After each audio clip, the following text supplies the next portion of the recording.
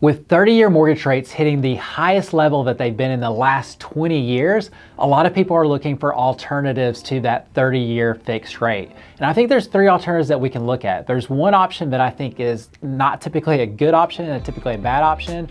There's oftentimes a good option, and then there's a great option for us to consider. So here's those three options. The first option is an adjustable rate mortgage. Oftentimes those are called ARMs. So what those are is they are fixed for a period of time and then they adjust after that. Common ARM lengths are 5 years, 7 years, or 10 years. So that's the ARM.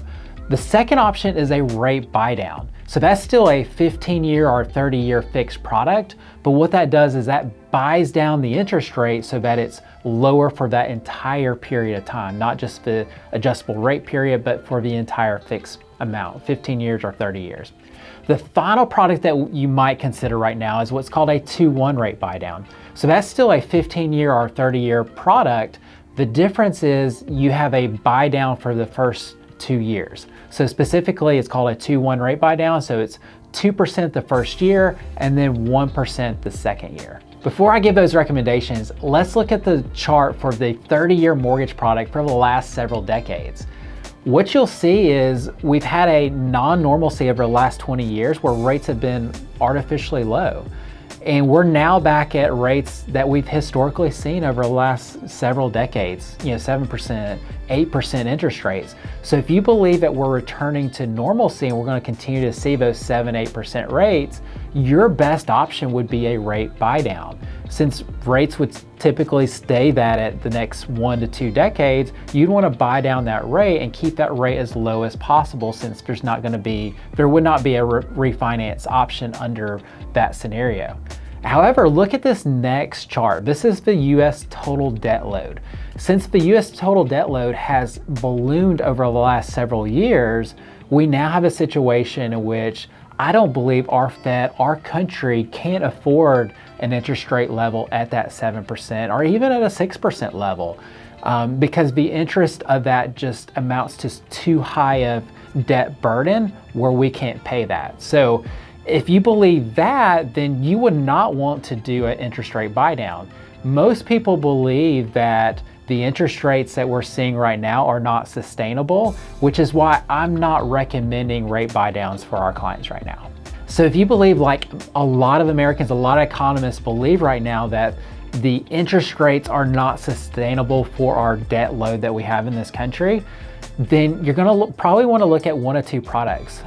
One product that I'd recommend looking at right now is an ARM, an adjustable rate mortgage.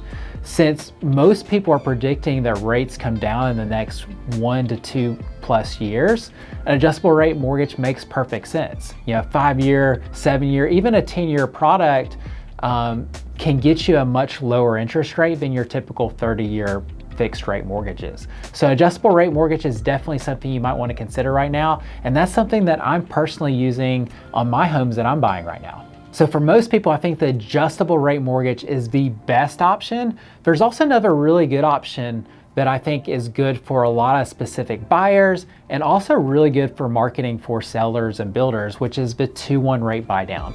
What that is it's a rate buydown. It's a fixed rate, but then it buys down that rate 2% the first year and 1% the second year. So if today's rate were 7%, your rate would be 5% year 1 and then 6% year 2.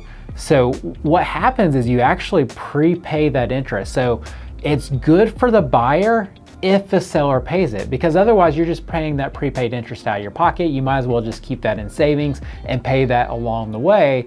But if you can get the seller to pay it for you, then it can be an ideal situation, especially for buyers that know, hey, over the next 2 years, rates are likely to drop and then I'm going to refinance.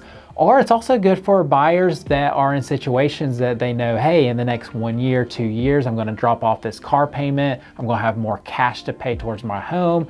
Or I'm going to be graduating from college. I'm going to be getting a raise. Whatever situation may be, 2-1 rate buydowns can be a very good situation in timing situations where you think rates are going to come down, or your life situation is going to be different in the next 1 to 2 years.